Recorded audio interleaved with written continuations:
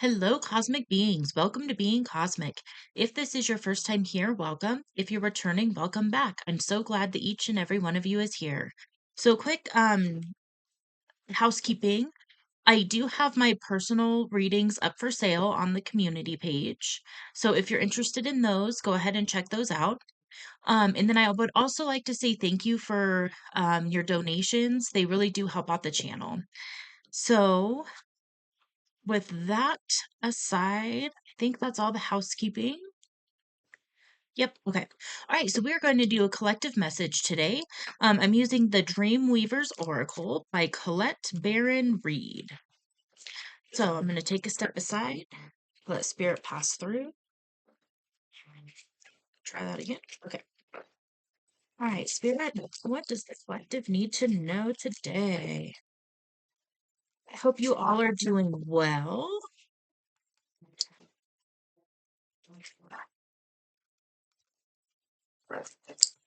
All right. What does the collective need to know? Okay. Anything else right now, spirit?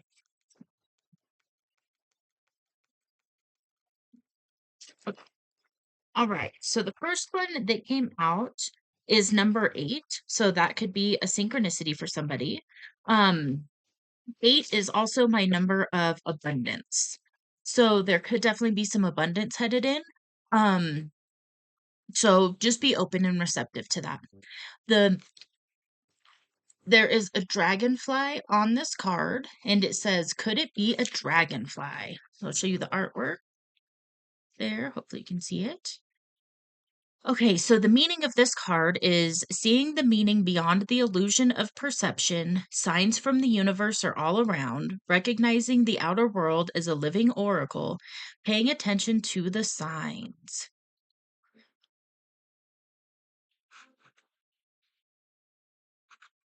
So it says it's common to develop a relationship to a sign that always shows up when the spirit of someone you've loved and lost is nearby. Oftentimes it's based in nature, like a feather or a butterfly. Maybe a dragonfly shows up to let you know you're on the right track. Now is the time for you to trust those signs in the world around you as a way in which the universe reflects you, witnesses you, and loves you dearly. Pay attention as the entire world is your oracle. Uncanny and serendipitous occurrences remind you that you matter, that the universe is watching over you. Could it be a simple dragonfly, or is it that a message from spirit sparkling through its wings? Trust these symbolic moments, they are sacred and personal. So I've been picking up this energy in the collective a lot lately. Is maybe you're starting to develop a relationship with the signs and synchronicities that are coming into you. And the universe speaks to us through all sorts of ways. And when you start to pay attention and then start building a relationship with certain signs and symbols and synchronicities, then the universe can speak to you more clearly and openly through those. So this can be something like number synchronicities. This can be spirit animals, and it doesn't have to be physical animals. Obviously, it definitely can be, but it can also be like if you're starting to see art imagery of a certain animal or insect. It can be if you hear somebody talking about a certain animal. If you see somebody walking by and they've got an image of an animal on their shirt, things like that are the universe's way of speaking to you. And a huge way that the universe speaks to us is through symbology. And so start really, I'm feeling like you're paying attention to them.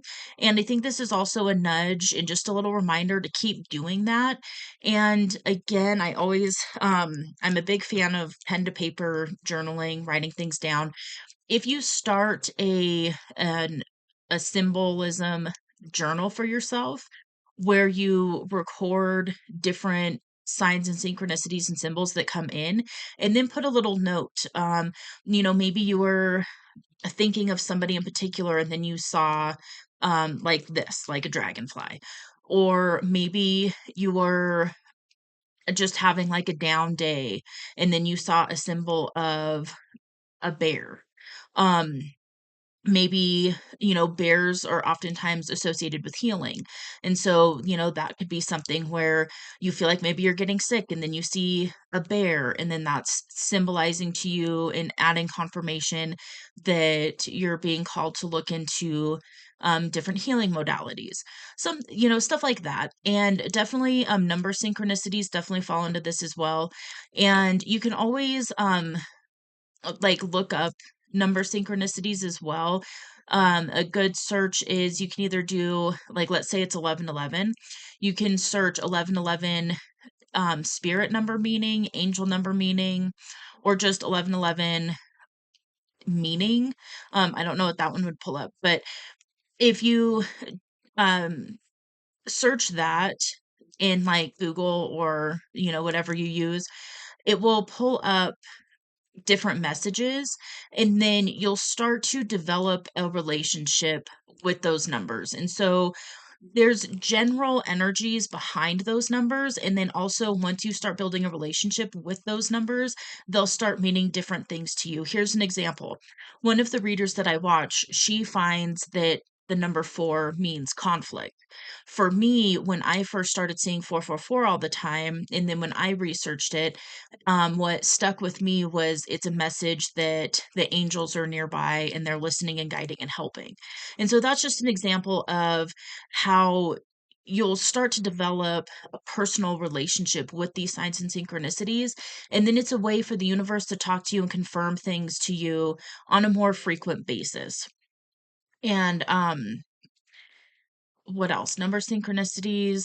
It can even be flowers. It can be herbs. It can be, the plant kingdom is very abundant, many, many, many species, and they each hold their own little unique energies. And so plants will talk to you.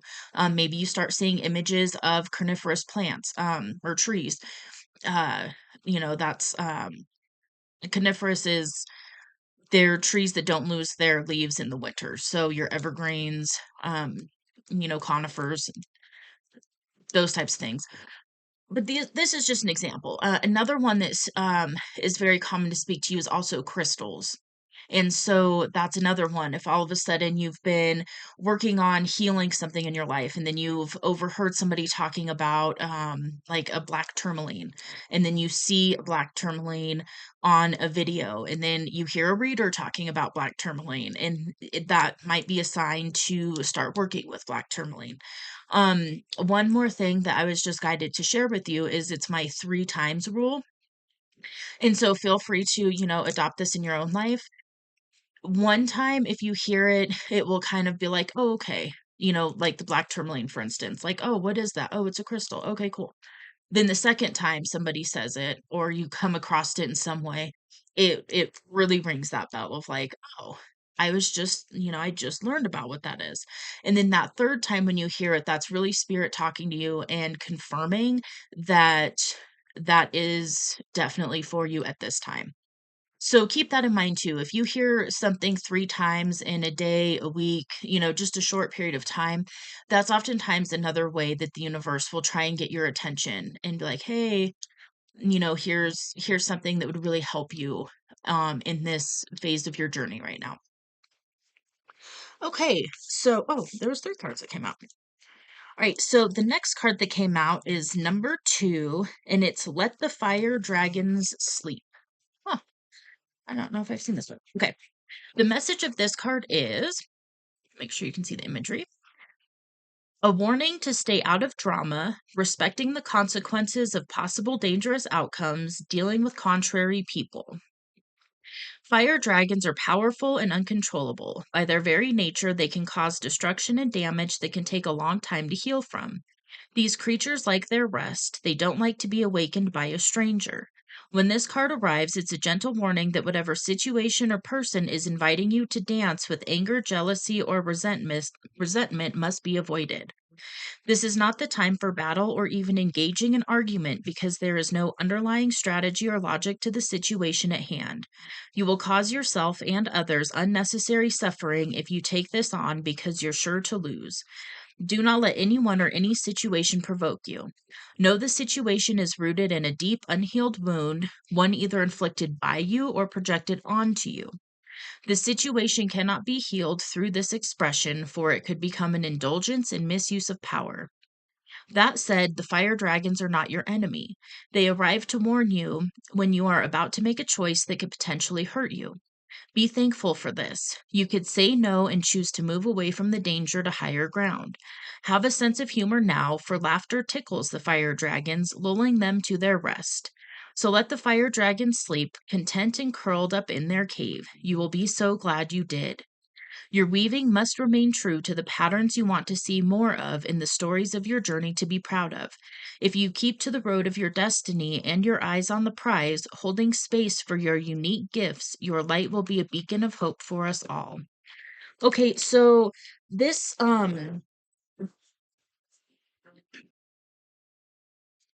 okay, so there was a small interruption, which happens. There we go. Just making sure we were we were recording again. Okay, so that could be symbolic as well, is what I'm picking up from that with the timing of that interruption is that the situation that could potentially trigger you and pull you into some of those lower vibration tendencies could come as kind of a shock or like a surprise, or you're just kind of in the flow doing your thing and then something happens out of the blue. And so that's the message, that if a situation like that does arise, take a breath and center, and just know that you have the power over yourself in every situation, and you can choose not to engage. And so this is where we really start to learn about kind of the human ego self and then spirit self. And so this is definitely might be a call to really maybe study that a little more, look into that a little more. Um and really just kind of start, if I feel like you might already be on that path of discerning the difference between the two. If you're not, though, this could definitely be uh a message to look into that. What what we do is, when we're in those situations when it's a triggering situation or somebody is attempting to provoke anger or an argument or something like that, we have a choice in that situation on how we want to respond to it. And this is when we also get into the difference between reacting versus responding. And so if you're walking around life and every situation you're just reacting to, it's a very disempowering place to be in, because any situation can gain control over your energy at any time. And so when we start to really embrace our personal power, and this again, that's not an ego thing. This is when we're really embracing that energy of, I can choose to respond to this situation. And so a couple little helpful pieces of advice to do this is, you don't have to respond right away. So that's another, kind of key thing here, is if there's a situation that starts to provoke an emotion out of you and you feel yourself wanting to engage and wanting to argue and wanting to kind of dip into that energy, take a step back. And that could even be as simple as a quick bathroom break. Sometimes I've done that, where it's like I feel myself starting to get sucked into an energy, and then I go, "Oh, nope." And then I will excuse myself to the bathroom for a minute, regardless if I have to go or not. It's just it's a way of removing yourself for a minute so that you can regain control over your energy and then choose to respond to that situation. And when you do that, you will find that it's it's a lot more peaceful of an experience. So when you start to respond to life, then a couple things will happen. One, you'll feel more in control of yourself and your energy. The other thing that will happen is these experiences that provoke these reactions will lessen. And so that's just something to look forward to. And of course, there's always going to be situations that arise where there's the potential to trigger these arguments and, these types of like lower vibrational interactions with people. But when you have and practice again, so when you've been through enough of these situations and you have pulled yourself into center and chosen to respond, it just gets easier to do that. And then you'll just keep learning more and more about yourself and your energy and your triggers and things like that. Um, let me see if there's anything else that wanted to come out. And it's also something, and this is another part of that learning the ego thing, is wanting to engage in an argument with somebody. It's an ego based reaction or response. And what it is it's this need to be right, this need to be heard, this need to be seen. And when you kind of pull out of that space and you just go, it's an understanding that when you get into an argument with somebody, it's just about who can pull whose energy the most. There's really no winning. Most of the time when there's an argument, especially that starts to get heated and everything else, it's not an understanding energy. It's not a I'm telling you my side, you're telling me your side, and we're going to come to some sort of resolution. It's a who can be right, who can be right the longest, and then sometimes starts to turn into who can say the meanest thing, and it's really this pulling of energies back and forth, and it really doesn't come up with a solution, and it doesn't help your soul grow. It's this it's just like this pulling of energy. That's the best way I can explain it. And so understanding that it's the ego self, it's that part of the self that's like, I need to be heard. I need to be right. I need to prove this person wrong. When it's coming from that place, that's a judgmental place. That's not a discerning place. And so that's something else to just keep in mind. If a situation like this does arise, you're just being kind of cautioned right now that engaging in this situation isn't going to help the overall situation.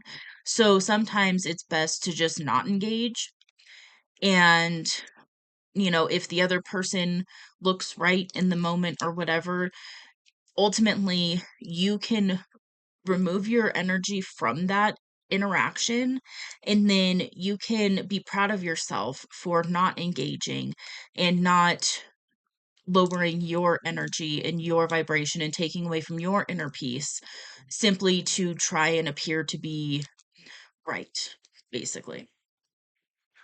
Okay, so the last card that came out was number 44, and this is Weavers Know That All Is God.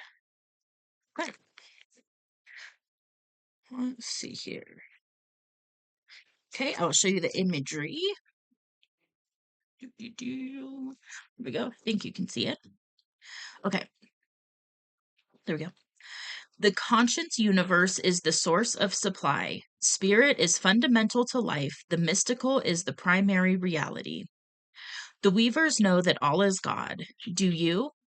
And you can also say the universe, source, the divine, whatever term is comfortable for you.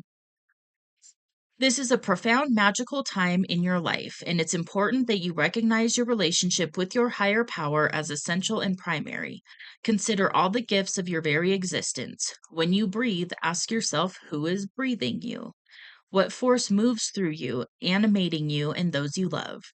The universe is the spark of life within you and nature. In you is true magic connecting you to the web of all creation. Each strand woven on your behalf is pure consciousness. Right now, you're being asked to remember this and feel what that means to you. Every single thing in your life is sacred and infused with the power of spirit, God, and conscience universe. Even your difficulties are infused with the sacred and are always beckoning you to remember who you truly are. an immortal spiritual being having a mortal human experience. Can you see right now that whatever you're asking about has divinity sparkling through it? Treat the subject of your query with reverence and step into the sacred dance. You cannot go wrong. You're meant to have this experience right now. Okay. Yeah, so this is just knowing your power and knowing that you're interconnected with all that there is and remembering that. Is there anything that wants to come out of this deck? Okay. All right. Let's see. See if we can get a little more guidance for you. What else would like to come out? Well, okay. So we have when the grit becomes a pearl. Ooh, like that. So you can see it. Okay. Reinvention, learning from past mistakes, surrendering to the lesson with grace and maturity. Something transformative is happening within you. All that friction, irritation, and resentment, the growing pains, identifying with your wounds and then releasing them. You've been through rough seas for sure. Now you hold the precious pearl of wisdom in your hands and heart and psyche. You are forever changed. After all, you cannot change the pearl back to the grit, nor would you want to. Yes, you might get triggered here and there by the ghosts of the past, but nothing compared to the arduous journey of learning you have been on. You will notice how quickly you can turn things around, how quiet you can become in the middle of a storm, how adept you've become at knowing when to speak up or step away, how mature you are now. This is a time to look at how far you've come and be mindful of opportunities, relationships, and interactions that remind you of ones you've been through already. You do not have to learn the same things repeatedly. You have the choice now to move forward or walk away. Some things cannot be changed no matter how much you want them to. Certainly, you know you can change only yourself, even if you want to influence another person to see things your way. That didn't work before and it won't work now. Take things at face value and trust your intuition to avoid unnecessary grit. Treasure is waiting for you on the other side of this situation. Whatever you choose, whatever choice you make now, if you move forward and discover it's not for you, you can always change your mind. The point is, your next move is about having an experience. Because you have already accumulated so many pearls of wisdom, you can trust yourself to make the right one. Breathe. You got this. Okay, so what I'm picking up from this is a reminder for you to look at how far you've come and to acknowledge how far you've come on this journey. And I feel like this the fire dragons card where it's talking about that potential situation that's arising, that could just be a way for you to reaffirm your energy and how far you've come. And you're being gifted an opportunity to make a different choice and to not engage in the way that you maybe once would have. And so I'm really getting this is somebody who has you've done a lot of work, you've done a lot of healing, you've learned a lot, and you're really a different person now than you used to be. And so what I'm getting is that you're just being kind of given a heads up that there's a situation that's going to come up. It's probably going to take you by surprise. And it's if you've got a little bit of a heads up that a situation like this is coming, then you can just kind of be ready. And when it happens, it will trigger that knowing within yourself of, okay, now's the time to affirm to myself how far I've come. And so I'm going to choose to handle this situation in a certain way. And, really use your discernment, really stay in that place of connection and alignment, and don't allow the situation to pull you back into a pattern that you have released. All right. Anything else, Spirit? No? Okay. All right. Well, with that, this is going to come to the end of your reading. So good luck. You got this. Um, just remember how far you've come. You've done a lot of work. And this is an opportunity for you to navigate through something from the new place of being that you are, which is way different than you used to be. So good job. That's awesome. And all right. Well, if you like this message, go ahead and hit that like button. Feel free to leave me a comment if this resonates with you. And if you haven't subscribed yet and you would like to see more messages from me, hit that subscribe button. It is free, it doesn't cost anything. And I will see you on the next reading. Bye.